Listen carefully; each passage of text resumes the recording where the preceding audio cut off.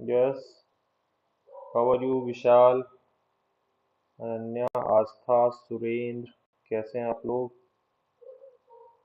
Yes yes yes. Annu, Vivek, yes, काफी लोग connect हो गए हैं। Nice to see you all. तो अभी हम लोग, यस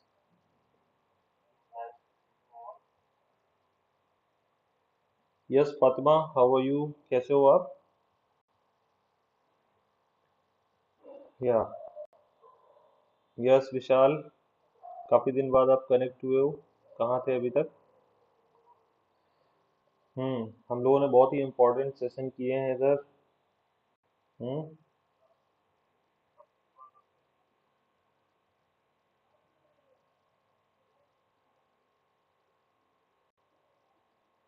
अच्छा ठीक है, अनन्या बोल रही है कि सर थोड़ा सा। ओके। Yes yes. अनन्या मतलब आदर्श है, ठीक है, यस आदर्श।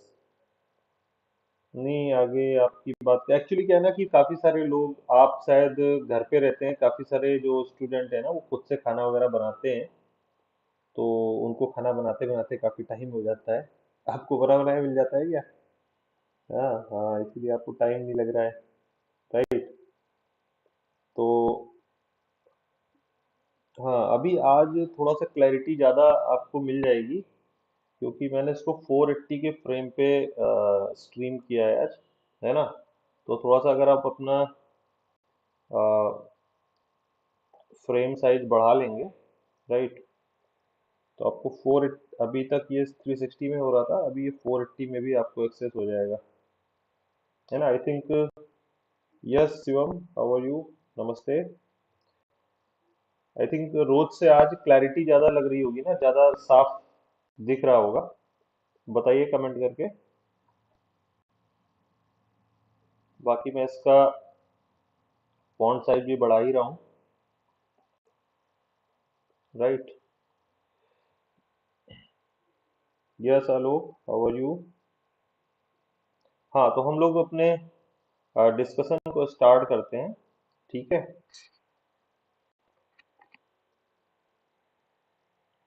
यस। तो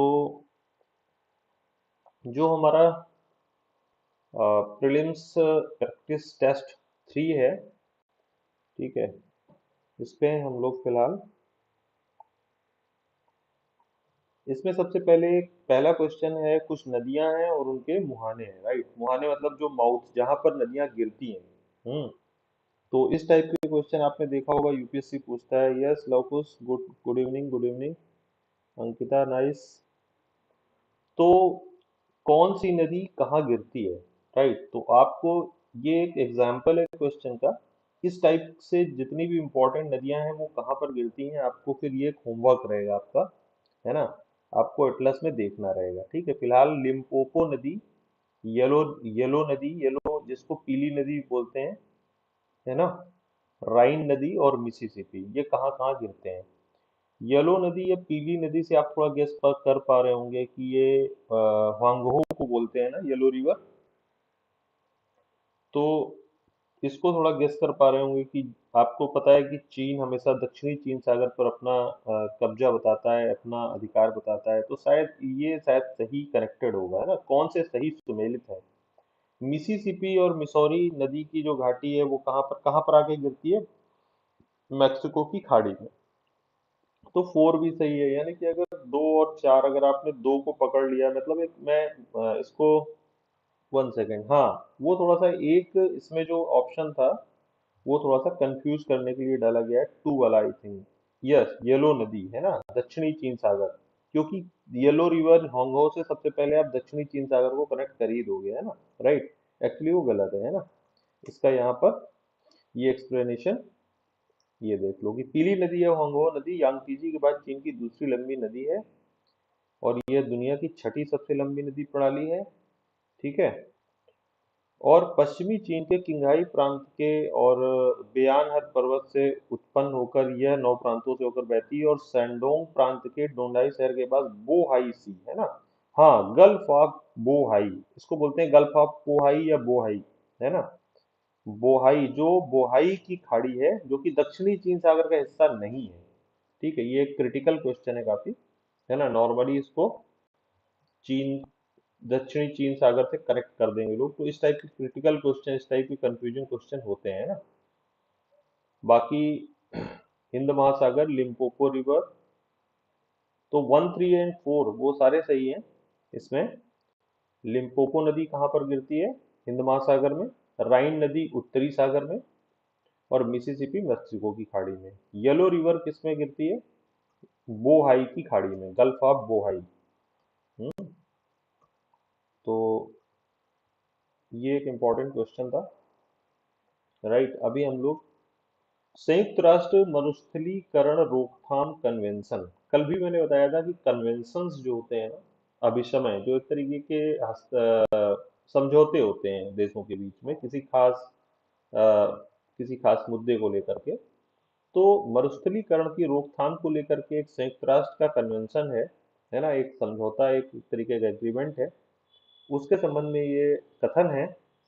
तो भूमि निम्नीकरण, जो लैंड लैंड का डिग्रेडेशन होता है, यानी कि जैसे लैंड का इरोजन है, वो भी एक टाइप का डिग्रेडेशन है, उसकी क्वालिटी में कमी है ना। मरुस्थलीकरण और अन्य भूमि संबंधी मुद्दों की समस्या का समाधान करने के लिए यूएनसीसीडी एकमात्र कानूनी रूप से बाध्यकारी अंतर्राष्ट्रीय समझौता है। फिर संबंधित पक्षकारों का सम्मेलन यूएनसीसीडी की सर्वोच्च निर्णय लेने वाली संस्था है। भारत में कन्वेंशन के लिए नोडल संस्था पर्यावरण मंत्रालय है ना। एक बहुत अच्छा क्वेश्चन है। ठीक है, इसका 1, 2 और 3 तीनों ही इसका सही है ना। एक तरीके से इस टाइप के क्वेश्चन के थ्रू मैं आपको कुछ न्यू नॉलेज ऐड कर रहा हूँ, है ना, आपके लिए, कि आप जब एग्जाम में जाएंगे, मान लो संयुक्त राष्ट्र मरुस्थलीकरण रोकथाम कन्वेंशन से संबंधित क्वेश्चन आ गया, तो कम से कम आप उसके बारे में कुछ जानते रहेंगे, तभी तो उसको अटेम्प्ट कर पाएंगे। आपने कभी उसका नाम ही नहीं सुना तो क्या करेंगे, उसको छोड़ देंगे सीधे, है ना। ऐसे आप उसमें कुछ गेस वर्क करेंगे, कुछ ट्राई करने की कोशिश करेंगे, तभी आप सही उत्तर तक पहुंचेंगे, राइट।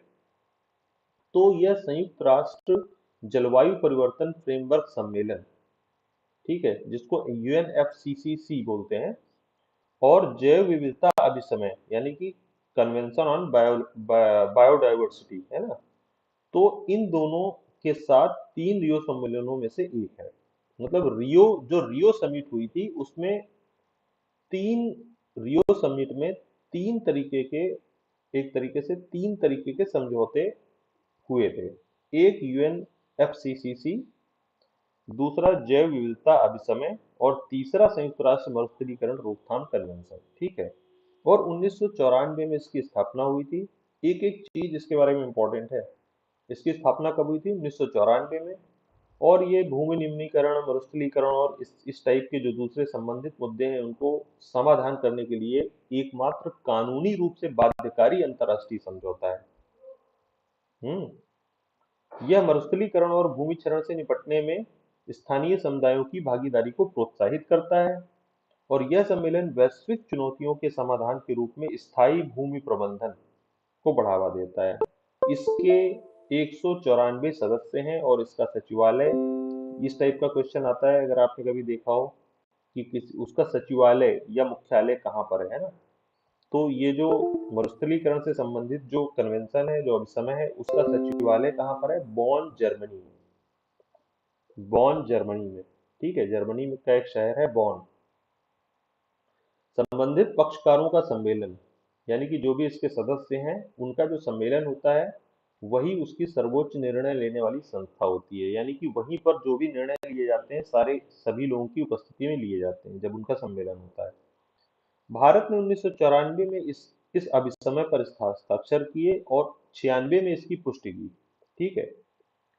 पर्यावरण मंत्रालय, जो अपना ministry of environment and forest, और ये जो भी पर्यावरण मंत्रालय, आप इसको शॉर्ट में बोलिए, ठीक है। पर्यावरण मंत्रालय कन्वेंशन के लिए नोडल संस्था है। हमारा जो पर्यावरण मंत्रालय है, वही इसके लिए मुख्य नोडल संस्था का मतलब कि जो उसको मॉनिटर करती है, जो उसके लिए पूरी तरह से जिम्मेदार है। ठीक है। तो मरुस्थलीकरण से संबंधित मामला है तो पर्यावरण मंत्रालय, आप सही से गेस कर सकते हैं ना। तो इसका थर्ड वाला भी ठीक था, है ना, यूएनसीसीडी, ये भी ठीक था और ये भी ठीक था। ये तीनों ही सही थे इसके ऑप्शन, तीनों ही स्टेटमेंट राइट। मरुस्थलीकरण से संबंधित अंतरराष्ट्रीय अभिसमय, है ना। ठीक है, अभी हम लोग इसके तीसरे क्वेश्चन में चलते हैं। हाँ, एक आपने नाम बहुत सुना होगा, BS6, है ना, भारत स्टेज 6। पहले जो अपने जो भी वाहन थे, जो भी कार वगैरह, जितने भी फोर व्हीलर वगैरह, उनका जो नॉर्म होता था, उनके इंजन का नॉर्म क्या होता था, BS4। आपको पता होगा कि BS4 से हम लोगों ने सीधे जंप किया BS6 में, BS5 नहीं लाया गया, है ना, क्योंकि पर्यावरण से संबंधित जो मुद्दे हैं वो बहुत ज्यादा चिंताजनक हो गए थे। तो हमें पर्यावरण प्रदूषण इसको नियंत्रित करने के लिए हम लोगों ने अपनी जो इंजन की प्रणाली है उसको सीधे 4 से 6 में सीधे शिफ्ट कर दिया। तो BS6 में होता क्या क्या है, BS6 चूंकि अब इतना ज्यादा पॉपुलर है, सारी गाड़ियां उसी से बन रही हैं, अब BS4 की गाड़ी चल भी नहीं सकती है, उसका रजिस्ट्रेशन भी नहीं हो सकता है ना। तो BS6 ईंधन है क्या, है ना, इसके बारे में क्वेश्चन आने की बहुत संभावना है। इससे डीजल और पेट्रोल कारों से उत्सर्जित जो नाइट्रस ऑक्साइड है, NOx, है ना, उसमें उसे क्रमशः 70% और 50% तक नीचे लाया जा सकता है ना, मतलब डीजल के संबंध में 70% तक और पेट्रोल के संबंध में 50% तक नीचे लाया जा सकता है, इस प्रकार के इंजन के उपयोग से।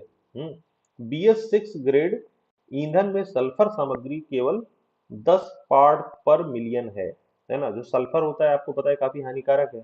तो BS6 ग्रेड का जो ईंधन है उसमें सल्फर केवल 10 ppm है। Delhi BS Delhi BS4 grade ईंधन से BS6 में बदलाव करने वाला देश का पहला शहर बना। मतलब पूरे देश में BS4 से हम लोगों ने सीधे जंप किया BS6 में, तो ऐसा बदलाव करने वाला देश का पहला शहर दिल्ली था, है ना।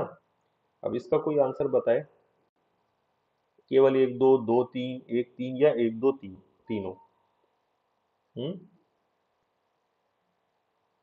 अभिषेक यादव कह रहे हैं BS4 और, हाँ यस, अब BS6 है केवल। ठीक है, ओके। एक्चुअली बी है, 2 और 3, है ना। जो पहला वाला है वो गलत है और बाकी दूसरा और तीसरा सही है ना। इसमें सल्फर सामग्री केवल 10 पार्ट पर मिलियन तक होती है, सल्फर यानी कि काफी कम होता है इसमें, केवल 10 ppm होता है। और दिल्ली देश का पहला शहर था जिसने BS4 से BS6 नॉर्म को लागू किया था ईंधन के मामले में। ठीक है, ओके। हाँ, जो वो आंकड़ा था, जो गलत था जो स्टेटमेंट, उसके लिए ये वाला पढ़िए। इसके प्रयोग से डीजल कारों से NOx को, यानी कि जो नाइट्रस ऑक्साइड है उसको लगभग 70% नीचे लाया जा सकता है और पेट्रोल कारों में इसे 25% तक कम किया जा सकता है, जबकि उधर क्या लिखा हुआ था स्टेटमेंट में, 50%। ठीक है, तो डीजल कारों में नाइट्रस ऑक्साइड का जो उत्सर्जन है वो 70% तक कम किया जा सकता है, नीचे लाया जा सकता है, जबकि पेट्रोल कारों में इसे 25% तक कम किया जा सकता है। ठीक है, तो ये एक इम्पॉर्टेंट इंफॉर्मेशन है, मतलब 70% तक और पेट्रोल कारों के मामले में 25% तक। ठीक है, राइट, यही वहां पर गलत था। ठीक है ना। तो अब 70% और 25%, ये आपको आंकड़े दोनों याद रखने हैं। ठीक है, आगे चलते हैं हम लोग। ये है आपका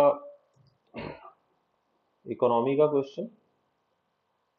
ठीक है, कल मैंने बताया भी था कि हम लोग बीच बीच में दूसरे सब्जेक्ट भी डिस्कस करेंगे। तो इकोनॉमी में कौन से भारत सरकार की गैर कर राजस्व प्राप्तियों का भाग है ना।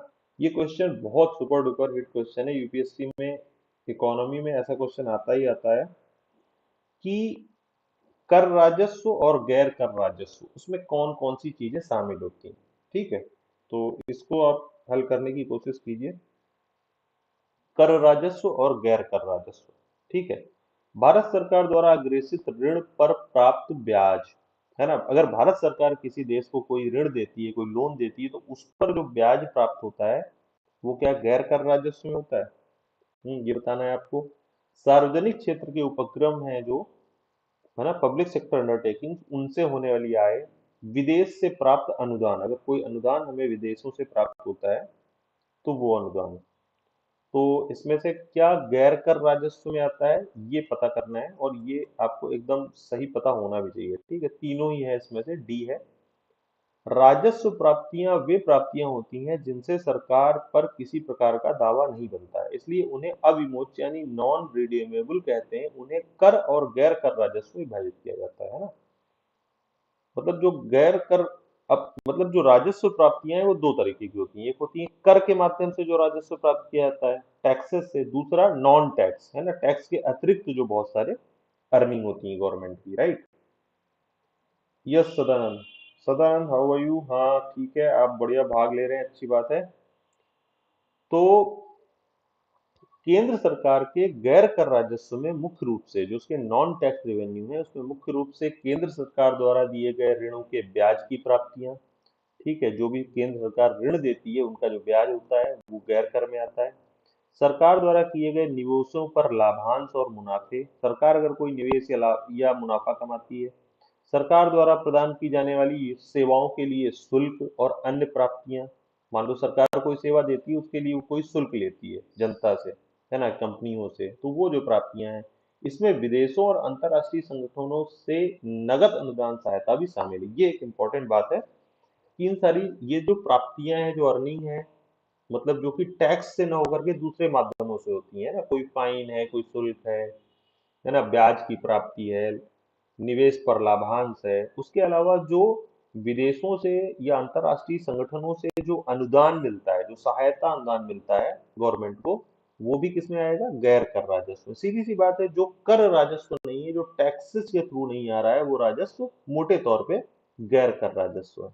ठीक है, इंपॉर्टेंट क्वेश्चन है। जो भी ग्रांट्स है फॉरेन स्टेट से या अंतर्राष्ट्रीय संगठनों से, वो भी गैर कर राजस्व में ही आएंगे, है ना। ये एक इंपॉर्टेंट क्वेश्चन एक और आ गया कि किस स्थान में सरकार द्वारा न्यूट्रिनो वेधशाला स्थापित करने का प्रस्ताव है ना। बहुत इंपॉर्टेंट वेधशाला है ये, ऑब्जर्वेटरी है, जो कि न्यूट्रिनो नामक जो तत्व, जो एलिमेंट्स हैं, जो एक तरीके से पार्टिकल्स हैं, न्यूट्रिनो, है ना, छोटे कण हैं, उन पर शोध करने के लिए, उन पे रिसर्च करने के लिए एक ऑब्जर्वेटरी बनाई जा रही है सरकार द्वारा। तो ये कहाँ पर?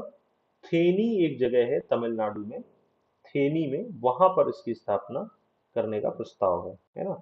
जगह वगैरह सारा डिसाइड कर लिया गया है। ठीक, अभी इसको देख लीजिए, तमिलनाडु के थेनी जिले में बोडी वेस्ट हिल्स की पहचान की गई है। कौन सी पहाड़ी है? बोडी वेस्ट हिल, है ना, थेनी डिस्ट्रिक्ट की बोडी वेस्ट हिल में इसकी स्थापना की जा रही है। किसकी? ये देखिए, Bodi west hills in Theni district Tamil Nadu. क्या बनाया जा रहा है? न्यूट्रिनो ऑब्जर्वेटरी, न्यूट्रिनो वेधशाला। देश की अपने तरह की पहली वेधशाला होगी। ठीक है। वैश्विक बाजार में भारत के रुझानों के संबंध में, मतलब भारत का क्या योगदान है वैश्विक बाजार में, उसके संबंध में ये प्रश्न है। वैश्विक बाजार में भारत की हिस्सेदारी 2% से कम है। मतलब जो वैश्विक व्यापार है ना, विश्व व्यापार, जो वर्ल्ड ट्रेड है, उसमें भारत की हिस्सेदारी क्या 2% से भी कम है? भारत के शीर्ष 10 वाणिज्यिक भागीदारों में से 9 के साथ भारत का व्यापार घाटा है ना, यानी कि भारत उनसे व्यापार घाटे की स्थिति में है ना, मतलब उनसे आयात भारत ज्यादा कर रहा है, निर्यात उतना नहीं कर रहा। ठीक है। वर्तमान में भारत के 70% निर्यात में 5 राज्यों गुजरात, कर्नाटक, तमिलनाडु और तेलंगाना का वर्चस्व है। ठीक है। तो महाराष्ट्र है इसमें, गुजरात 2 बार हो गया है, इसमें एक होगा गुजरात, दूसरा होगा, क्या होगा? महाराष्ट्र। ठीक है, इसको सही कर देता हूं मैं, 1 सेकेंड। हम्म, महाराष्ट्र। ठीक है। तो गुजरात, महाराष्ट्र, कर्नाटक, तमिलनाडु और तेलंगाना का भारत के 70% निर्यात में एक तरीके से वर्चस्व है। तो ये बिल्कुल सही है। ठीक है, इसकी सही व्याख्या भी है। यही तीनों स्टेटमेंट, तीनों के तीनों स्टेटमेंट ठीक है। सबसे इंपॉर्टेंट बात याद रखने वाली है कि वैश्विक व्यापार में भारत की हिस्सेदारी 2% से भी कम है। पूरे वर्ल्ड ट्रेड में, जो पूरे दुनिया में ट्रेड होता है उसका भारत में उसका हिस्सा, भारत उसमें भागीदारी करता है केवल 2% की भी नहीं करता है, उससे कम है ना। और शीर्ष 10 जो भारत के वाणिज्यिक भागीदार हैं उनमें से 9 के साथ भारत का व्यापार घाटा है ना। यानी कि भारत की जो फॉरेन ट्रेड की स्थिति अच्छी नहीं है ना। इसके साथ साथ देश के अंदर भी 70% निर्यात में केवल पांच राज्य शामिल है, यानी कि बाकी के सारे जो राज्य हैं वो बहुत ज्यादा एक्सपोर्ट में अपना वैल्यू ऐड नहीं करते हैं, है ना। अब गुजरात, महाराष्ट्र, कर्नाटक, तमिलनाडु, तेलंगाना, ये टॉप के जो स्टेट्स हैं, इसका मतलब कि जो बाकी स्टेट्स हैं वो थोड़े से पिछड़े हैं। इससे ये समझ में आता है ना, वर्ल्ड ट्रेड में, विश्व व्यापार में वो पिछड़े हैं। तो आंकड़े बहुत महत्वपूर्ण है ना। कल से मैं एक नई सीरीज स्टार्ट करने वाला हूँ, डेटा एंड न्यूज, है ना। जो भी डेली न्यूज़पेपर में, द हिंदू में जो डेटा आता है, जो इम्पोर्टेंट डेटा आता है, वो हिंदी में लेके आ रहा हूँ मैं, एक बहुत ही छोटे न्यूज क्लिप के साथ। मुश्किल से 5 मिनट के अंदर आप सारा इंपॉर्टेंट डेटा, क्योंकि डेटा आपको हेल्प करेगा अच्छा ऐसे लिखने में, है ना, अच्छा निबंध लिखने में डेटा हेल्प करेगा, अच्छे मेंस के आंसर लिखने में, इवन प्रीलिम्स में भी 100 में से 3-4 क्वेश्चन डेटा डेटा के ऊपर बेस्ड होते हैं। तो डेटा बहुत इंपॉर्टेंट है। डेटा डेटा जो है आपके आंसर में एक ऑथेंटिसिटी ला देता है ना। एक आपका आंसर एकदम भरोसेमंद हो जाता है। तो कोई भी बात आप ऐसे ही हवा में कहते रहिए, कोई मतलब नहीं है, लेकिन अगर आप उसके सपोर्ट में एक डेटा दे देंगे, है ना, तो वो बहुत ज्यादा हिट करेगा। तो वो आज ही रात से एक नई सीरीज आएगी, द हिंदू का डेटा इन न्यूज, है ना, उसको आप लोग कल से देखना स्टार्ट कीजिए। राइट। तो और वो रेगुलर आएगी, डेली डेली न्यूज़पेपर के बेसिस पे आएगी। ठीक है।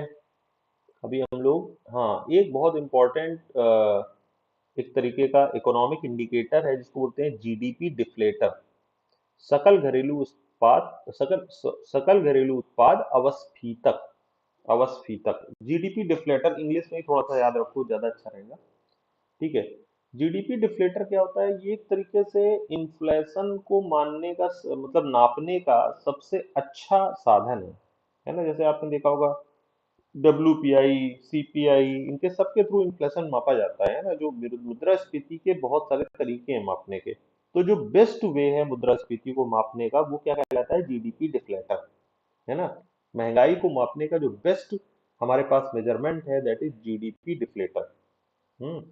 यह उपभोक्ता मूल्य सूचकांक के विपरीत अर्थव्यवस्था में उत्पादित सभी वस्तुओं को ध्यान में रखता है। यानी कि जो सीपीआई है, जो कंज्यूमर प्राइस इंडेक्स है, उसके विपरीत उसमें चूंकि कुछ खास वस्तुएं ही होती हैं कंज्यूमर प्राइस इंडेक्स में, इसमें ये स्टेटमेंट है कि ये सभी वस्तुओं को शामिल करता है या ध्यान में रखता है। दूसरा है, सीपीआई में प्रतिनिधि उपभोक्ताओं द्वारा आयातित वस्तुएं सम्मिलित होती हैं, जबकि जीडीपी डिफ्लेटर में आयातित वस्तुएं सम्मिलित नहीं होती हैं। यानी कि जो चीजें हम इंपोर्ट करते हैं और उनको अपने डेली यूज में लाते हैं, जीडीपी डिफ्लेटर में उनको शामिल नहीं किया जाता है ना। तो आपके लिए थोड़ा सा नया कॉन्सेप्ट होगा, लेकिन इसको जानना इसलिए जरूरी है, इसके ऊपर यूपीएससी क्वेश्चन पूछने की बहुत ज्यादा संभावना है ना। जो नए क्वेश्चन यूपीएससी पूछता है वो लगभग नए कॉन्सेप्ट से पूछता है। दोनों इसके कथन सही हैं। ऐसे मतलब ऐसे स्टेटमेंट्स के हम लोग इसलिए दोनों स्टेटमेंट सही रखते हैं, जिससे कि क्या है कि ऐसे स्टेटमेंट का मैं नहीं उम्मीद कर रहा हूँ कि आप जवाब ही देंगे, लेकिन ये जरूर है कि अगर आप ऐसे स्टेटमेंट को थोड़ा सा अगर आप एक दो बार पढ़ेंगे, तो कम से कम ये जरूर है कि आपको अच्छा नॉलेज ऐड होगा, आप उससे कुछ नए क्वेश्चन कर पाएंगे, है ना। मेन इसका उद्देश्य ये है इस टाइप के क्वेश्चन देने का। राइट। तो ये दोनों स्टेटमेंट को पढ़िए और जीडीपी डिफ्लेटर के बारे में ज्ञान प्राप्त कीजिए। जीडीपी डिफ्लेटर एक अर्थव्यवस्था में सभी नई घरेलू स्तर पर उत्पादित, अब देखिए घरेलू स्तर पर उत्पादित, इसमें कोई आयातित वस्तु को शामिल नहीं किया जाता है, ठीक है, अंतिम वस्तुओं और सेवाओं की कीमतों के स्तर का एक माप है। मैंने बताया ना कि महंगाई या मुद्रास्फीति को मापने का ये सबसे अच्छा तरीका है। सकल घरेलू उत्पाद का अर्थ है एक, हाँ, ये कई बार ये डेफिनेशन आ जाती है, यूपीएससी प्रीलिम्स में कई बार पूछ चुका है क्वेश्चन की सकल घरेलू उत्पाद क्या है?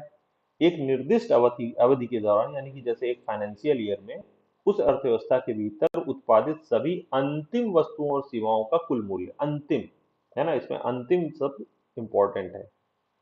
इसलिए यह उपभोक्ता मूल्य सूचकांक के विपरीत अर्थव्यवस्था में उत्पादित सभी वस्तुओं को ध्यान में रखता है, क्योंकि इसका नाम ही है जीडीपी डिफ्लेटर, यानी कि इसमें जीडीपी जीडीपी में सारी वस्तुओं और सेवाओं का मूल्य आ गया, तो यानी कि पूरे सभी को ये ध्यान में रखता है, सभी वस्तुओं को। जबकि सीपीआई में कुछ मतलब वस्तुओं की कुछ कैटेगरी होती है, केवल वही शामिल होती है, सारी वस्तुएं शामिल नहीं होती हैं।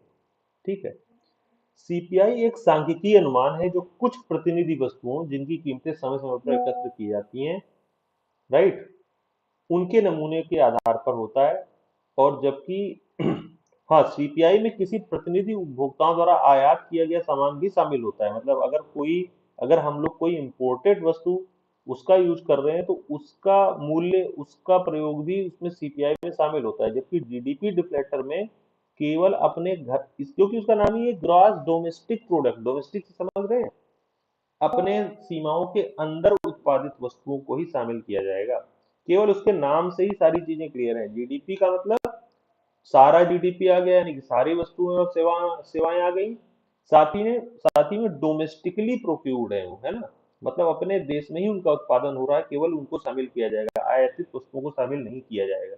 जबकि सीपीआई में आयातित वस्तुओं को भी शामिल कर लिया जाता है। तो इस टाइप से बहुत इजीली हम कॉन्सेप्ट को समझ सकते हैं। मतलब अगर उसके हम शब्द को पकड़ लें ना, जीडीपी ग्रॉस डोमेस्टिक प्रोडक्ट है, यानी कि कोई इंपोर्टेड चीज नहीं, केवल डोमेस्टिकली प्रोड्यूस्ड चीजों को ही हम जीडीपी डिफ्लेटर में। और ये क्या है, ये सीपीआई या डब्ल्यूपीआई से भी अधिक अच्छा माप है, किसको, महंगाई को मापने का, मुद्रास्फीति को मापने का, राइट, कीमतों के स्तर को मापने का। बहुत अच्छा क्वेश्चन था ये।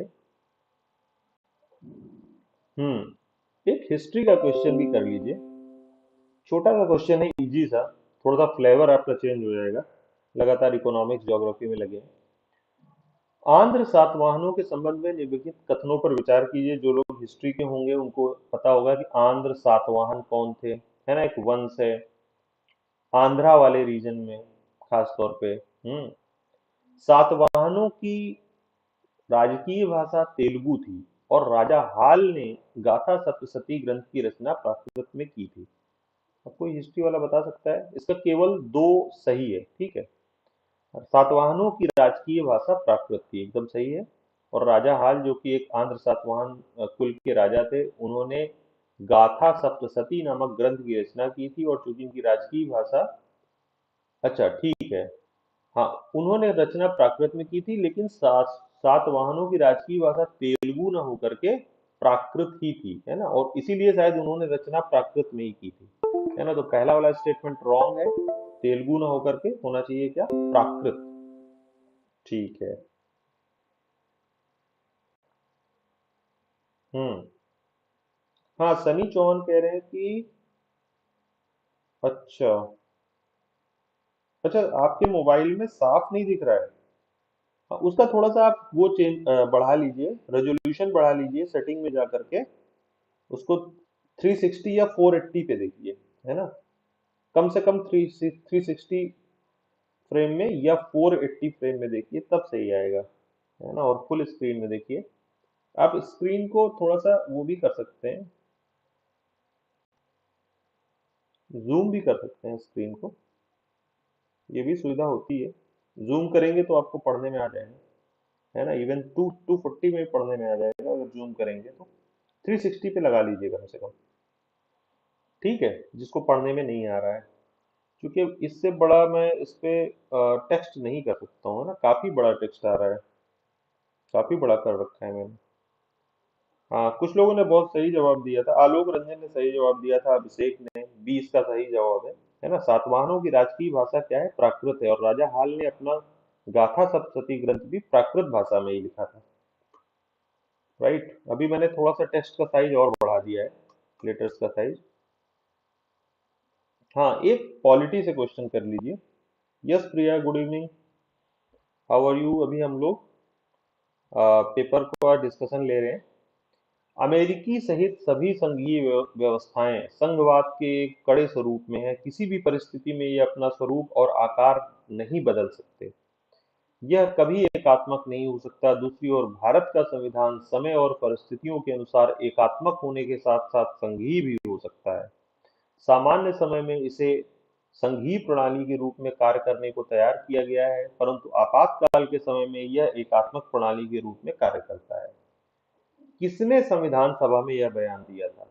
है ना, एक आप थोड़ा गेस भी कर सकते हैं कि इस तरीके का इतना कठिन और इतना इस टाइप का वक्तव्य, कठिन के साथ साथ पूरी तरीके से स्पष्टता भी है इसमें, है ना, कि भारत का जो संविधान है वो किस तरीके से सामान्य परिस्थितियों में है, संघीय भी है, लेकिन आपातकाल के समय में एकात्मक प्रणाली के रूप, एकात्मक प्रणाली का मतलब कि उस समय केवल जो सेंटर है, जो केंद्र है, उसी के हाथ में शक्तियां ज्यादा आ जाती हैं आपातकाल के समय में, है ना। तो ऐसा कौन कह सकता है? बी आर अम्बेडकर, राजेंद्र प्रसाद, के एम मुंशी या जवाहरलाल नेहरू? कोई बताए? आप लोग आंसर दीजिए, थोड़ा सा गेस कीजिए इसे। लवकुश यादव, यस बताइए आप कि ये बयान संसद में किसने दिया होगा, संविधान सभा में, सॉरी, ये बयान किसने दिया होगा जब भारत का संविधान बन रहा था? यस, मनीषा ने गेस किया है बी आर अम्बेडकर। और भी कुछ लोग बताएंगे? जो लोग पॉलिटी, जो लोग थोड़ा पढ़ते हैं, लक्ष्मीकांत वगैरह पढ़ते हैं। वैसे लक्ष्मीकांत में ये वाला पैरा कहीं पर है नहीं। ठीक है, अब शेख यादव बोल रहे हैं सी, वो कह रहे हैं के एम मुंशी, कन्हैयालाल मणिकलाल मुंशी थे जो। नहीं, मुझे नहीं लग रहा है, ये ज्यादातर इनका साहित्य में ज्यादा रोल था, हिंदी को राजभाषा बनाने में भी इनका काफी बड़ी भूमिका थी के एम मुंशी की, कि जो हिंदी को राजभाषा की पदवी मिल गई। वरना साउथ इंडियन नहीं चाहते थे कि हिंदी को राजभाषा का दर्जा मिले। राइट। ये काफी लोग कह रहे हैं, लौकुश ए कह रहे हैं, अन्नू बी कह रही हैं, आलोक भी ए कह रहे हैं। ठीक है, देखते हैं इसका क्या आंसर है। A is the right answer, yes, B R Ambedkar. यह बयान डॉक्टर अम्बेडकर का है।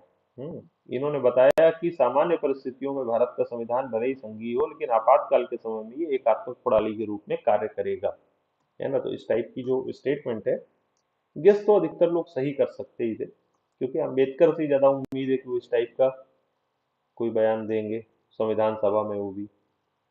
ठीक है, एक पॉलिटी का क्वेश्चन और कीजिए। केंद्र शासित प्रदेशों के प्रशासन के संदर्भ में निम्नलिखित कथनों पर विचार कीजिए। केंद्र शासित प्रदेश का प्रशासक वहां का प्रमुख होता है, जैसे एक राज्य में राज्यपाल। राज्यपाल जैसे राज्य में प्रमुख होता है, वैसे ही केंद्र शासित प्रदेश में प्रशासक होता है। हम्म ठीक है।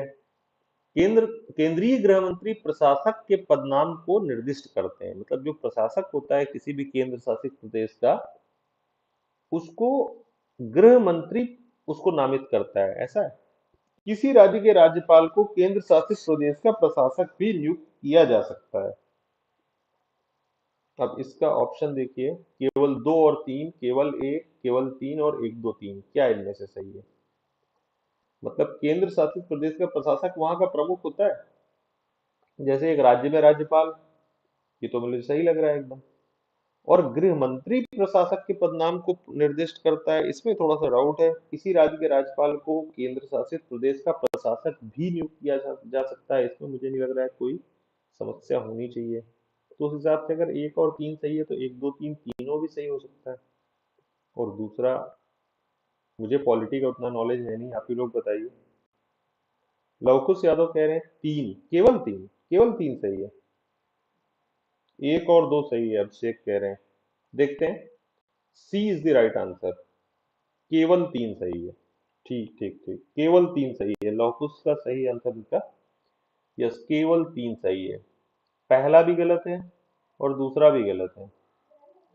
ओके, तो है क्या, इसकी व्याख्या देख लेते हैं थोड़ा। केंद्र शासित प्रदेश का एक प्रशासक राष्ट्रपति का एजेंट या प्रतिनिधि होता है। वह राज्यपाल की तरह वहां का प्रमुख नहीं होता है, बहुत सही बात की हुई है ना, कि ये राष्ट्रपति का एक प्रतिनिधि होता है वहां पर नियुक्त, क्योंकि केंद्र शासित प्रदेश है ना, मतलब यहाँ का प्रमुख तो राष्ट्रपति है, वो केवल अपने एक प्रतिनिधि को वहां पर प्रशासक के तौर पर वहां पर नियुक्त कर देता है। तो सीधी सी बात है, जब वो नियुक्त कर रहा है तो उसका नियुक्त करने वाला भी राष्ट्रपति है, गृह मंत्री नहीं नियुक्त करेगा, है ना। राष्ट्रपति को ही पावर है कि वो किसी व्यक्ति को अपना प्रतिनिधि या एजेंट के तौर पर केंद्र शासित प्रदेश में नियुक्त कर दे। उसका नाम ही है केंद्र शासित प्रदेश, यानी कि केंद्र ही उसका प्रमुख करे।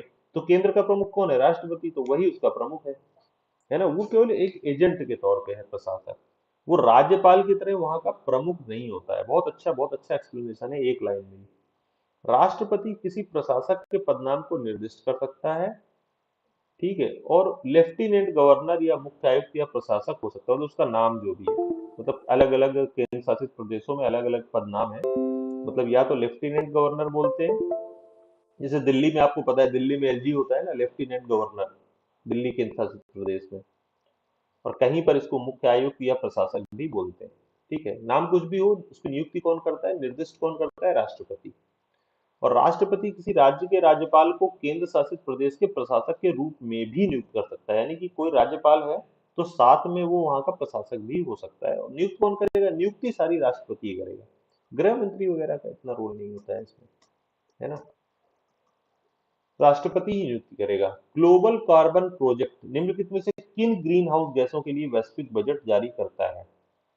एक प्रोजेक्ट है ग्लोबल कार्बन प्रोजेक्ट, ये कुछ ग्रीन हाउस गैसों के लिए वैश्विक बजट जारी करता है हर वर्ष। कि इतना इतना ग्रीन हाउस गैसों को उत्सर्जन होना चाहिए। कौन कौन सी ग्रीन हाउस गैसों के लिए करता है, carbon monoxide, dioxide, nitrous oxide, sulphur dioxide, methane. थोड़ा सा टफ क्वेश्चन है, 1 2 4 1 2 4 5, एकदम यूपीएससी के लेवल का क्वेश्चन है। ठीक है, 2 3 और 5, 2 3 और 5, इसको थोड़ा सा इसका ये पढ़ लीजिए, है ना, वो ज्यादा क्वेश्चन देखने से अच्छा है इसका व्याख्या देख लीजिए। ग्लोबल कार्बन प्रोजेक्ट मानव गतिविधियों और पृथ्वी तंत्र के लिए ग्रीन हाउस गैसों के ज्ञान को एकीकृत करता है। इनकी परियोजनाओं में तीन प्रमुख ग्रीन हाउस गैसों के लिए वैश्विक बजट शामिल है। जब ये तीन के बारे में जारी करता है, तो ये काफी इंपॉर्टेंट क्वेश्चन हो गया यूपीएससी के लिए, है ना। तीनों का नाम तो याद रखा ही जा सकता है। Global carbon project carbon dioxide, methane और नाइट्रस ऑक्साइड, इन तीन ग्रीन हाउस गैसों के लिए एक वैश्विक बजट जारी करता है। ठीक है, कौन कौन सी गैस है, कार्बन डाइऑक्साइड, मीथेन और नाइट्रस ऑक्साइड, जिनमें सबसे खतरनाक आपको पता है कार्बन डाइऑक्साइड है। हाँ, मीथेन, मीथेन उससे भी ज्यादा खतरनाक है, लेकिन बस यही है कि कार्बन डाइऑक्साइड का एमिशन ज्यादा होता है ना, मीथेन का उतना नहीं है। और मीथेन बहुत सारे प्राकृतिक कारणों से भी उत्सर्जन होता है, तो उसको बहुत ज्यादा आप कंट्रोल भी नहीं कर सकते हैं, है ना। कार्बन डाइऑक्साइड का एमिशन तो आपको पता है कि जितना औद्योगिकरण बढ़ता जा रहा है, वाहनों की संख्या बढ़ती जा रही है, उस हिसाब से इसका बहुत ज्यादा एमिशन बढ़ता जा रहा है ना। तो कार्बन डाइऑक्साइड, मीथेन और नाइट्रस ऑक्साइड भी एक ग्रीन हाउस गैस है, ये भी आपको पता होना चाहिए। तो ग्लोबल कार्बन प्रोजेक्ट इन तीन ग्रीन हाउस गैसों के लिए वैश्विक बजट जारी करता है, right, GCP, yes. 12th question पे आते हैं। प्रमुख सिंचाई के प्रकार और क्षेत्र, ये ज्योग्राफी का क्वेश्चन है। मतलब भारत के किस क्षेत्र में किस प्रकार की सिंचाई की जाती है, मोटा मोटी। पश्चिमी भारत नहर सिंचाई, दक्षिणी प्रायद्वीप टैंक सिंचाई, गंगा का मैदान कूप या नलकूप सिंचाई। जो लोग गंगा के मैदान में रहने वाले हैं, जैसे हम लोग हैं, हम लोग तो जानते हैं कि यहाँ पर नलकूप सिंचाई या कूप सिंचाई बहुत ज्यादा होती है ना, ट्यूबवेल वगैरह। तो थर्ड वाला तो एकदम सही है। टैंक सिंचाई, टैंक से तालाबों में पानी भर के उससे सिंचाई करना, यह प्रायद्वीप के हिस्से में ऐसा होता है। अगर कोई गया होगा तो उसने देखे भी होंगे, खेतों में बहुत बड़े बड़े तालाब जैसे बने रहते हैं, क्योंकि वहां की मिट्टी पथरीली है।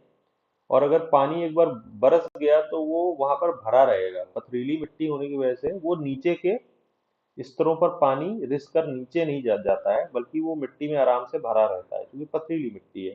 कहीं कहीं पर पक्के टैंक भी बना देते हैं, है ना, ताकि पानी बिल्कुल ही, उसका पानी का नुकसान ना हो, राइट। नहर सिंचाई, पश्चिमी भारत का जो क्षेत्र है वो क्या नहर सिंचाई के लिए ज्यादा जाना जाता है, इस पे मुझे डाउट है ना, क्योंकि जो नहर सिंचाई है ये खास तौर पे Punjab, Haryana, western UP, yes और राजस्थान, है ना, तो इस हिस्से में ज्यादातर फैला हुआ है नहर सिंचाई का जाल। ठीक है, बी है केवल दो, केवल दो, ठीक है। तो क्या गंगा के मैदान का प्रमुख सिंचाई का प्रकार कूप या नलकूप सिंचाई नहीं है, यूपी के लोग बताते हैं थोड़ा सा। ओके। हम्म युग्म एक का सही मिलान नहीं किया गया। पूर्वी और उत्तरी क्षेत्र में अच्छी नहर सिंचाई सुविधा, ये तो मैंने बताया ही है ना, कि पंजाब हरियाणा, ये जो उत्तर में है, उत्तरी क्षेत्र है सारा। तो इसके अलावा पूर्वी क्षेत्र में भी नहर सिंचाई की सुविधा है भारत के पूर्वी भाग। इसके विपरीत पठारी क्षेत्र, दक्कन के पठार में टैंकों या कुओं से सिंचित क्षेत्र है। ठीक है। गंगा के मैदानों के अलावा हमारे देश में तटीय क्षेत्र कुएं नलकूप से सिंचित हैं। तो इसमें तो फिर इसका मतलब कि गंगा के मैदान में तो कल नलकूप या कुएं, नलकूप से सिंचाई होती है। एक्चुअली इसमें नलकूप ट्यूबवेल के साथ साथ वेल भी लिख दिया है, वेल गंगा में नहीं, इसलिए शायद ये गलत हो गया है। हाँ ठीक है। एक्चुअली केवल ट्यूबवेल होता ना तो ट्यूबवेल से अच्छी खासी सिंचाई होती है गंगा के मैदान में, लेकिन इसके साथ साथ वेल भी लिख दिया है, कुएं से। है ना, कुएं तो कुएं बना के सीधे उस पे पानी खींच के वैसे सिंचाई तो होती नहीं है। तो नलकूप सिंचाई केवल होता तो गंगा का मैदान सही हो जाता। ठीक है, ऐसा है। हम्म।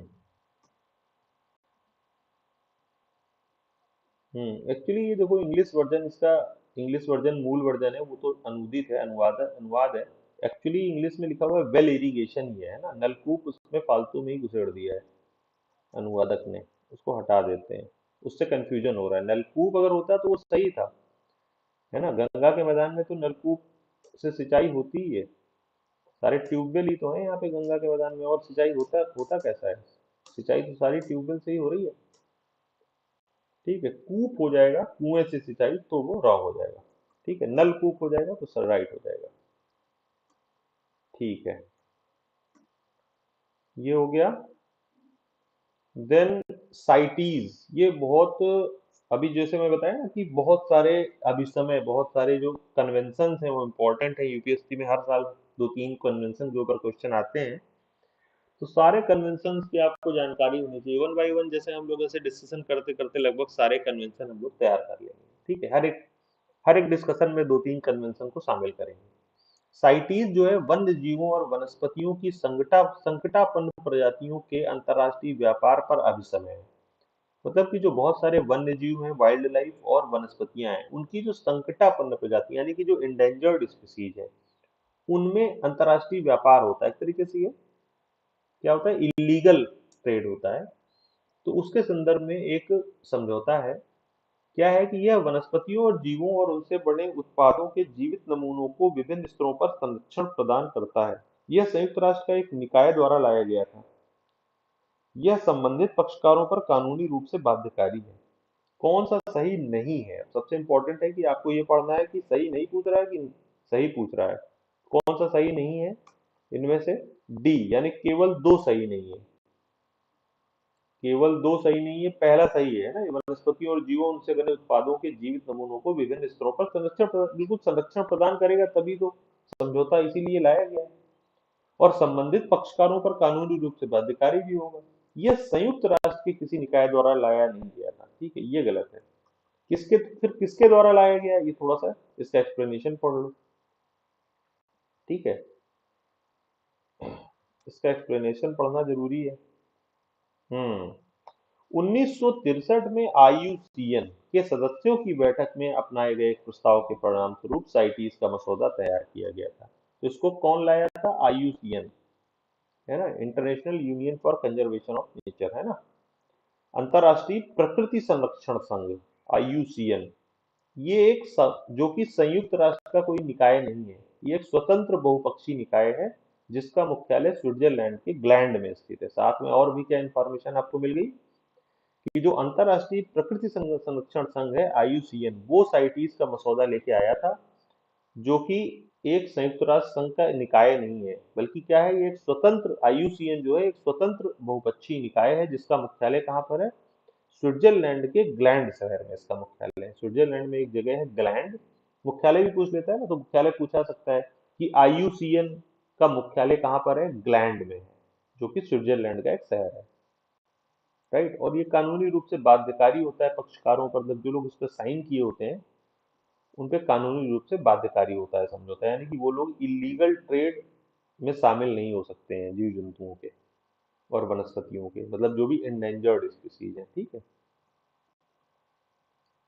आई थिंक चीन ऐसे किसी समझौते का पार्ट नहीं होगा, क्योंकि वहां पर तो इस टाइप का इलीगल ट्रेड होता ही है तमाम सारे जानवरों वनस्पतियों का, वो लोग तो मतलब यही सब करते हैं चीन के लोग, है ना। टर्म, हाँ, टर्मिनोलॉजी बड़ी इंपॉर्टेंट होती है यूपीएससी के प्रीलिम्स में। कुछ नए नए टर्म से हर साल एक दो क्वेश्चन आ जाते हैं। जैसे peer to peer, P to P, या ए अकाउंट एग्रीगेटर्स, ये किस संबंध में ये टर्म आते हैं? ये वाणिज्यिक बैंकों से संबंधित है, सहकारी बैंक, या लघु वित्त बैंक, या एनबीएफसी से? कोई बताएगा? ये नाम कभी सुना है, पी टू पी या ए, peer to peer? Peer to peer, समर्पित विजन। ओके, सुशील हैं, ठीक है सुशील, हाउ आर यू, कैसे हैं? यस, आप शामिल हो जाइए इसमें डिस्कशन में। यस, पीयर टू पीयर या अकाउंट एग्रीगेटर्स, ये किससे संबंधित है? थोड़ा सा इसकी व्याख्या देख लीजिए। ये गैर बैंकिंग वित्तीय कंपनियों से संबंधित टर्म्स हैं। क्या इनका मतलब है, थोड़ा सा देख लो।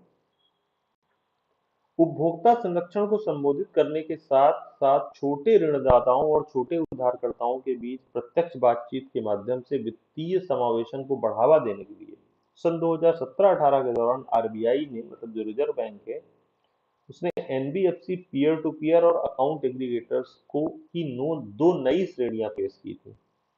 मतलब ये NBF non banking finance companies की कोई नई श्रेणियां, उनकी नई कैटेगरी है, पीयर टू पीयर और अकाउंट एग्रीगेटर्स, है ना। तो ये इससे संबंधित है, नॉन बैंकिंग फाइनेंशियल कंपनीज से। पी टू पी और अकाउंट एग्रीगेटर्स, ये कुछ नए तरीके के एनबीएफसी थे, है ना, जो कि 2017-18 से इनका कॉन्सेप्ट लाया गया। एसएलआर, बहुत सारे लोग जो इकोनॉमी पढ़े होंगे उनको पता होगा एसएलआर क्या है। स्टेट्यूटरी लिक्विडिटी रेशियो, है ना, वैधानिक तरलता अनुपात, इसके बारे में कथन है। बढ़ता एसएलआर बैंकिंग प्रणाली से तरलता को कम करता है। एसएलआर को केवल सरकारी बॉन्ड या प्रतिभूतियों या ट्रेजरी बिल के रूप में रखा जा सकता है। थोड़ा सा इजी क्वेश्चन है ना। एसएलआर जब ज्यादा बढ़ेगा, वैधानिक तरलता अनुपात का जब ज्यादा उसका रेशियो बढ़ेगा, तो बैंकिंग प्रणाली से तरलता को कम करेगा ही करेगा वो, है ना। लिक्विडिटी बैंकिंग प्रणाली से, क्यों? क्योंकि सरकारी बॉन्डों में, प्रतिभूतियों में और ट्रेजरी बिल के रूप में बहुत बड़े हिस्से को बैंकों को रखना पड़ेगा, है ना। तो वो कम ऋण जारी कर सकते हैं, है ना, उनकी लिक्विडिटी कम हो जाएगी, राइट। तो पहला वाला तो सही है ना, कि ये बैंकिंग प्रणाली से तरलता को कम करता है। अब इसमें देखो, मैंने हमेशा बताया कि जब भी इस टाइप का कोई एक्सट्रीम वर्ड मिल जाए, जैसे केवल, सभी, है ना, जब भी इस टाइप का वर्ड मिल जाए यूपीएससी का पेपर देते समय, तो सतर्क हो जाना। ज्यादातर चांसेज है कि इस टाइप का स्टेटमेंट को, मतलब आप रिस्क ले सकते हो। मतलब 100 में से 70-80% चांस होता है कि इस टाइप के जो एक्सट्रीम स्टेटमेंट होते हैं, मैं ये आपको एक टिप्स दे रहा हूँ, है ना, वो गलत होते हैं। जैसे जहां पर भी लगा दिया जाए केवल, या जहां पर लगा दिया जाए सभी, तो उसके 70-80% गलत होने के ज्यादा चांसेस है। स्टेटमेंट की, ये स्टेटमेंट भी गलत है, क्योंकि इसमें लिखा हुआ है केवल सरकारी बॉन्ड, प्रतिभूतियों या ट्रेजरी बिल के रूप में रखा जा सकता है ना, केवल नहीं है।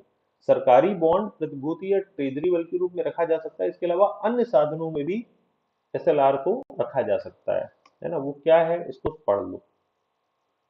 वैधानिक तरलता अनुपात या एसएलआर रिजर्व बैंक का एक मौद्रिक उपकरण है। इस संदर्भ में प्रत्येक बैंक को अपनी मांग और समय देनदारियों का एक निश्चित प्रतिशत अलग नियत करने और नकदी के रूप में या सोने के रूप में या सरकारी प्रतिभूतियों के निवेश के रूप में बनाए रखने की आवश्यकता होती है। यानी कि तीनों चीज हो गई, या तो वो नकदी के रूप में रख सकते हैं, या सोने के रूप में रख सकते हैं, या सरकारी प्रतिभूतियों में निवेश कर सकते हैं, है ना। तीन तरीके का इंस्ट्रूमेंट है।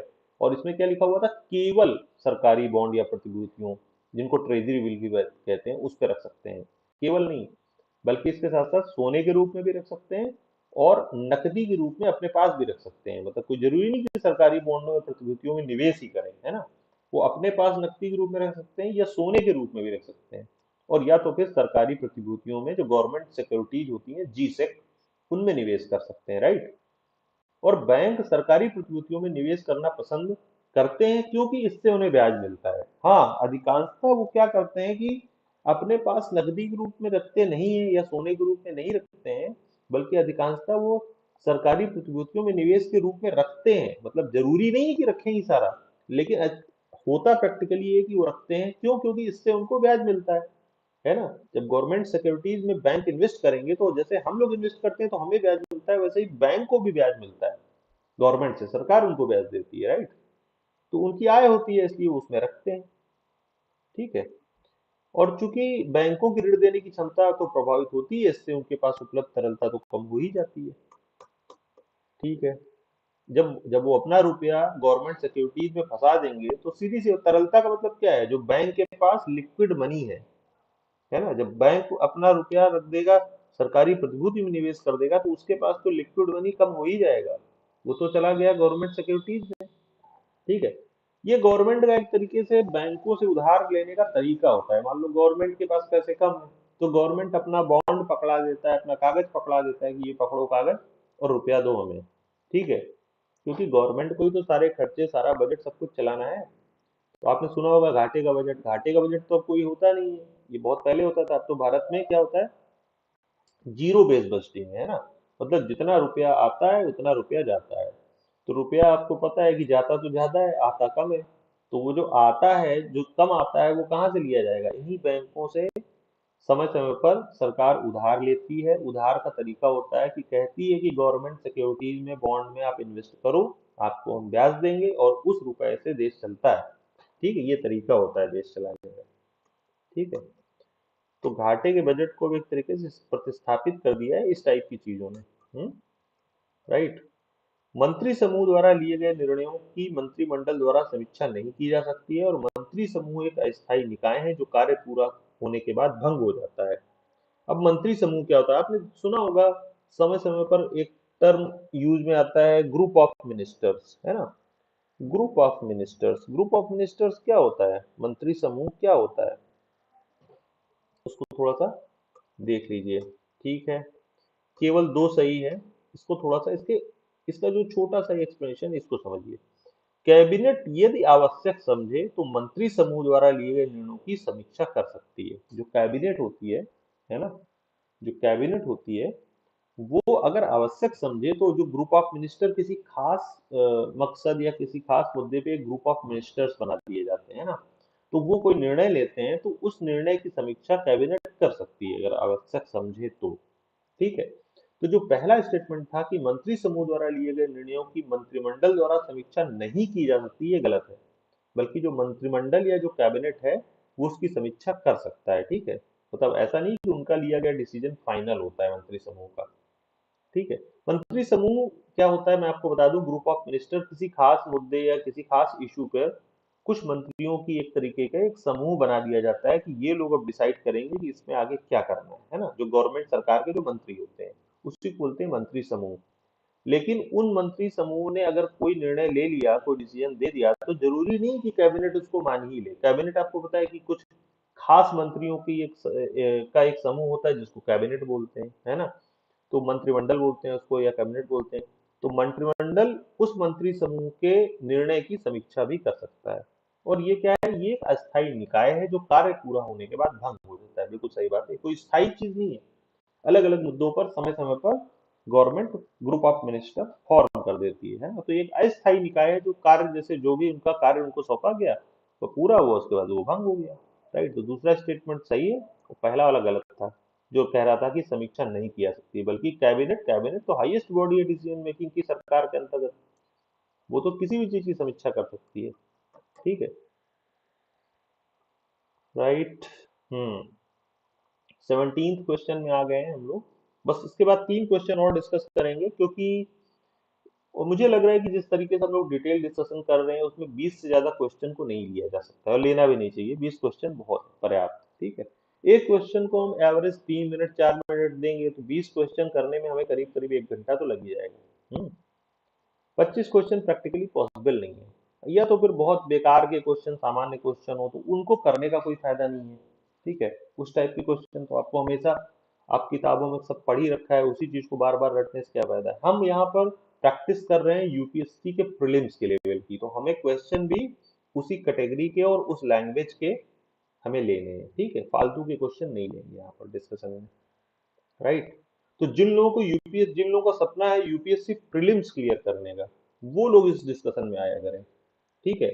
जब प्रीलिम्स क्लियर करेंगे तभी तो मेंस के लिए काबिल होंगे। मेंस कैसे दे पाएंगे प्रीलिम्स ही नहीं क्लियर होगा तो। बहुत सारे स्टूडेंट्स हैं, बहुत अच्छी तैयारी है, बहुत अच्छा एक्सप्रेशन है, बहुत अच्छा लिख सकते हैं, लेकिन साल दर साल प्रीलिम्स में फेल होते रहते हैं और उनका आईएएस बनने का सपना टूट जाता है फाइनली। ठीक है, तो ऐसे बच्चों को हेल्प करने के लिए डिस्कशन किया जा रहा है। ठीक है, राइट। डेयर टू ड्रीम 2.0 2.0 के संबंध में कथनों पर विचार कीजिए। इसका उद्देश्य विकलांग व्यक्तियों को उनके सपनों को पूरा करने के लिए उत्साहित और प्रेरित करना है। डेयर टू ड्रीम 2.0 यह नीति आयोग का एक प्रमुख कार्यक्रम है। कभी सुना है किसी ने? बड़ा मुश्किल है कि शायद ही किसी ने सुना हो। ठीक है। हम्म। हम्म। ना तो एक और ना ही दो। मतलब इसका क्या आंसर है? दोनों ही गलत है। ठीक है, तो इसके इसके आप एक्सप्लेनेशन को पढ़ लीजिए फिर, जब दोनों ही गलत है तो। रक्षा अनुसंधान और विकास संगठन जो डीआरडीओ है, इसने पूर्व राष्ट्रपति और प्रख्यात वैज्ञानिक डॉक्टर अब्दुल कलाम की 5वीं पुण्यतिथि के अवसर पर अपनी नवाचार प्रतियोगिता डेयर टू ड्रीम 2.0 का शुभारंभ किया था। किसने शुरू किया था? तो जो इसमें लिखा हुआ था कि यह नीति आयोग की पहल है, तो नीति आयोग की पहल नहीं है बल्कि इसकी डीआरडीओ की पहल है। और ये अब्दुल कलाम की 5वीं पुण्यतिथि के अवसर पर इसको शुरू किया गया था। ठीक है। मिसाइल मैन के नाम से चर्चित हैं, जानते हैं सभी लोग कलाम जी को। ठीक है। और ये कोई विकलांगों की सहायता के लिए योजना नहीं है या कोई विजन नहीं है, बल्कि इसका विजन क्या था? इस डेयर टू ड्रीम 2.0 का देश भर में रक्षा और विमानन प्रौद्योगिकी में नवाचार के लिए व्यक्तिगत रूप से और स्टार्टअप को बढ़ती हुई प्रौद्योगिकी को प्रोत्साहन देने में इस योजना की शुरुआत की गई थी। यानी कि ये टेक्नोलॉजी इनोवेशन के क्षेत्र में जो लोग काम कर रहे हैं या जो स्टार्टअप्स हैं, स्टार्टअप आप जानते हैं जो नए नए उपक्रम जो लाए जाते हैं कुछ उद्यमियों द्वारा, तो उनको प्रौद्योगिकी प्रोत्साहन देने के लिए ये डेयर टू ड्रीम 2.0 लाया गया। किसको? और किस क्षेत्र में? रक्षा और विमानन प्रौद्योगिकी में, स्पेशली इस टेक्नोलॉजी में, मतलब डिफेंस और एविएशन टेक्नोलॉजी में नवाचार यानी कि इनोवेशन के क्षेत्र में प्रोत्साहन देने के लिए इस योजना को डेयर टू ड्रीम 2.0 को लाया है। और कौन लाया है? डीआरडीओ। डीआरडीओ लाया है तो यानी कि रक्षा और विमानन प्रौद्योगिकी से संबंधित ही होगा, है ना? उसका नाम ही है DRDO, defence research development organisation. Defence से रिलेटेड ही, राइट। तो ये अच्छा क्वेश्चन था, बहुत करंट से रिलेटेड रिलेटेड था, इसलिए मैंने डिस्कस किया। निम्नलिखित में से क्या मलक्का जलडमरू मध्य के सबसे निकट है? अब मलक्का जल संधि या जलडमरू मध्य बहुत इंपॉर्टेंट है, मतलब जो विश्व व्यापार का एक मुख्य मार्ग है वहां पर। तो उससे Indira point, Bangkok, port Blair या मनीला में से कौन सबसे निकट है? इस टाइप का क्वेश्चन यूपीएससी लगभग हर साल पूछता है कि कौन कहाँ से निकट है, क्या है, कौन सबसे दक्षिण में है। तो ये हाईलाइट कर रहा है कि आपको इस एटलस को ध्यान से देखना है। ठीक है। ए है इंदिरा पॉइंट, जो अपना इंदिरा पॉइंट है, आपको पता है जो भारत का दक्षिणतम हिस्सा है, दक्षिणतम पॉइंट है, वो इन चारों में से सबसे करीब इंदिरा पॉइंट है मलक्का जलडमरू मध्य से। मतलब बैंकॉक भी दूर है, पोर्ट ब्लेयर भी दूर है। पोर्ट ब्लेयर तो दूर है ही है क्योंकि पोर्ट ब्लेयर आपको पता है कि थोड़ा सा ऊपर है, बीच में है अंडमान निकोबार में, और इंदिरा पॉइंट एकदम दक्षिणतम हिस्सा है। हम्म। बैंकॉक, जो थाईलैंड की राजधानी बैंकॉक है, वो भी दूर है। और मनीला, फिलीपींस की राजधानी मनीला भी दूर है ना? दूरी के हिसाब से इसके लिए आपको एटलस एक बार देखना पड़ेगा कि ये सब दूर है, इंदिरा पॉइंट पास है, ऐसा कैसे? ठीक है। अब यहाँ पर दूरी लिखी हुई है कि मलक्का जलडमरू मध्य से हर, ये जो चार ऑप्शन थे इनकी सबकी दूरी लिखी हुई है, तो सबसे पास कौन सा है? इंदिरा पॉइंट है ना, बाकी सारे ज्यादा दूर है। ठीक है। कौन सा कारक डेल्टा निर्माण को प्रभावित करता है? आज मैंने क्लास में भी बताया था, पढ़ाया था कि डेल्टा निर्माण के लिए जो परिस्थितियां हैं वो क्या होती हैं, और वो परिस्थितियां नहीं होती हैं तो वहां पर डेल्टा ना बन के क्या बनाती है नदी? एस्चुअरी। हम्म। तो कौन सा कारक डेल्टा निर्माण को प्रभावित करता है? विवर्तनिक स्थिरता, टेक्टोनिक स्टेबिलिटी, ये तो एक कारण होता ही है हमेशा, है ना? अगर बहुत ज्यादा हलचल वहां पे होगी तो कैसे डेल्टा का निर्माण हो पाएगा? नदी की ढलान, ये मैंने बताया भी था कि नदी अगर ज्यादा ढाल से आ रही है तभी वो अपने साथ बहुत सारे सेडिमेंट को तोड़ पाएगी, है ना। अगर वो ढाल नहीं है तो तोड़ ही नहीं पाएगी। ज्वारीय सीमा ये भी बताया था मैंने कि अगर ज्वार नदमुख बोलते हैं ना, एस्चुअरी, वो क्योंकि वहां पर ज्वार सीधे सीधे मतलब जो भी सेडिमेंट आते हैं उनको अपने में मिला लेता है। ठीक है, जो ज्वार जो टाइड्स उठते हैं, अगर टाइड की लिमिट नदी के मुख के लगभग बराबर है ना, उसका लेवल, तो वहां पर बहुत कम संभावना है कि डेल्टा बने, है ना। और तलछट का स्रोत यानी कि जो भी सेडिमेंट्स है उसका स्रोत वहां पर होना चाहिए। ठीक है। डी है, चारों ही मैंने बताया, इस चारों ही मैंने डिस्कस किए हुए थे आज क्लास में, बताया था कि डेल्टा बनने में इन सारी चीजों का योगदान होता है, बनने या न बनने में, है ना। तो ये डिस्कस किया था। डेल्टा गठन को प्रभावित करने वाले कारक ये सारे पॉइंट वाइज लिखे हुए हैं: जलवायु स्थितियां, भूगर्भिक स्थितियां, जल निकासी बेसिन में तलछट के स्रोत, विवर्तनिक स्थिरता, नदी का ढलान, बाढ़ की विशेषताएं, निक्षेपण और अपरदन प्रक्रियाओं की तीव्रता, ज्वारीय सीमा, अपतटीय ऊर्जा की स्थिति, सब कुछ प्रभावित करता है डेल्टा निर्माण वहां पर होगा या नहीं होगा। राइट। हाँ, अब एक अंतिम क्वेश्चन देख लेते हैं हम लोग, शायद अंतिम होगा या अंतिम से एक पहले होगा। राइट। अभी हम लोगों ने कितने क्वेश्चन देखे हैं यहाँ तक? 19। ठीक है, तो ये लास्ट क्वेश्चन है फिर हमारा, इसको बस 20वां यही लास्ट क्वेश्चन कर देंगे हम लोग। ठीक है। लघु हिमालय के ऊपर है, आपको लघु हिमालय पढ़ाया जा चुका है, एक वीडियो भी है मेरा पूरे हिमालय के ऊपर, है ना। अगर किसी ने नहीं देखा है तो उसको जाके देखिए। हिमालय से हर साल 2-3 क्वेश्चन आते हैं, तो चैनल पे जाके देखिए, हिमालय पर्वत के ऊपर एक वीडियो है, तो उसमें मैंने ये डिस्कस किया है कि लघु हिमालय, जिसको बोलते हैं लेसर हिमालय या मध्य हिमालय भी बोलते हैं, उसके संबंध में। ठीक है। यह पर्वतमाला असंगठित अवसादों से बनी है, पीर पंजाल श्रेणी इसकी सबसे लंबी और सबसे महत्वपूर्ण श्रेणी है। ठीक है। तो पीर पंजाल श्रेणी इसकी सबसे लंबी और महत्वपूर्ण श्रेणी है, ये तो बिल्कुल सही है ना, एकदम राइट है। पहला वाला रॉन्ग है, क्योंकि जो मतलब जो असंगठित वाला जो क्षेत्र है, वो लघु हिमालय के लिए ना अप्लाई होकर के कौन सा है, असंगठित अवसाद। असंगठित यानी कि जो मतलब अवसाद बहुत ज्यादा बंधे ना हो आपस में, थोड़े असंगठित से हो, वो विशेषता किसकी है, शिवालिक की है, ना कि लघु हिमालय की है ना। असंगठित अवसाद पाए जाते हैं ज्यादातर शिवालिक के क्षेत्र में, इसीलिए शिवालिक का क्षेत्र बहुत ज्यादा भूस्खलन वगैरह से, भूस्खलन जो भी लैंडस्लाइड वगैरह से ज्यादा प्रभावित होता है। ठीक है। तो असंगठित अवसाद अगर ये शिवालिक के लिए होता तो राइट होता, लेकिन यहाँ पर लघु हिमालय है तो ये रॉन्ग है। पीर पंजाल लघु हिमालय की सबसे लंबी और सबसे महत्वपूर्ण श्रेणी है, एकदम सही है ना। पीर पंजाल है, धौलाधर है। राइट। तो पीर पंजाल लेकिन सबसे इंपॉर्टेंट रेंज है इसकी। ठीक है, यहाँ पर लिखा हुआ है ना, जबकि पीर पंजाल श्रृंखला लघु हिमालय की सबसे लंबी और सबसे महत्वपूर्ण श्रृंखला है। धौलाधार और महाभारत लेक जो कि नेपाल में है, धौलाधार तो पीर पंजाल के जस्ट साउथ में है ना, हिमाचल में ही, और महाभारत लेक कहाँ है, नेपाल में, है ना। तो इसी श्रेणी में कश्मीर की प्रसिद्ध घाटी भी आती है, हिमाचल में कांगड़ा, कुल्लू कुल्लू की घाटी आती है, और बहुत सारे हिल स्टेशन हैं जो हिमालय के, वो भी सारे इसी श्रेणी में आते हैं। राइट। किसमें आते हैं, पीर पंजाल श्रेणी में ही आते हैं, सॉरी, लघु हिमालय क्षेत्र में ही आते हैं। ठीक है। जितने भी हिल स्टेशन हैं इंपॉर्टेंट, है ना, मसूरी हो गया, नैनीताल हो गया, चक्राता हो गया, कौसानी हो गया, कालिम्पोंग हो गया, गंगटोक हो गया, दार्जिलिंग, ये सारे के सारे लघु हिमालय में ही स्थित है। लघु हिमालय और मध्य हिमालय एक ही चीज है। ठीक है, मिडिल हिमालय या लेसर हिमालय। हिमालय की जो सबसे बाहरी सीमा है वो शिवालिक कहलाती है, और जो शिवालिक का क्षेत्र है वो क्या है, मोटी बजरी और जलोढ़ और असंगठित अवसादों से बना हुआ क्षेत्र है। ठीक है।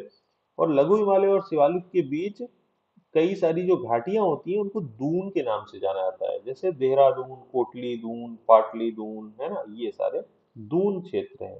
राइट। दून्स। तो ये सारा मैंने बताया हुआ है क्लास में, वीडियो में बताया हुआ है। तो एक बार आप सारा जितने भी टॉपिक्स मैंने बताए इनको सबको करेंगे, ठीक है, रिवाइज करेंगे। राइट। और जो भी चैनल में जाके देखिए, जो भी वीडियोस हैं उनको देखिए, सारे रिलेवेंट वीडियो हैं, सारे जरूरी है, कोई भी फालतू चीज वहाँ नहीं पड़ी हुई है। जिसको ज्योग्राफी में क्या क्या पढ़ना है ये जानना है, तो एक सिलेबस का वीडियो है, वो जाके देखिए, जीएस ज्योग्राफी सिलेबस। है ना, 5-10 मिनट का है। उससे पहले ये समझ लीजिए कि क्या क्या हमें ज्योग्राफी में पढ़ना है, क्या नहीं पढ़ना है, राइट। और जो नई सीरीज आने वाली है कल से, data and news the Hindu, उसको देखिए, सारे लोग उस पर कमेंट कीजिए, सराहना कीजिए। आपको जो भी से लगता है कि क्या किया जाना चाहिए, कुछ अपने अपने व्यूज़ भी दीजिएगा, अपने फीडबैक भी दीजिएगा, राइट। तो हम लोग इसको लाइव स्ट्रीम को एंड करते हैं।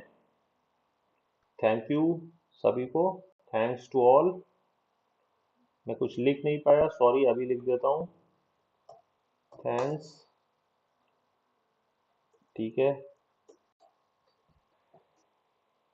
Yes, good night.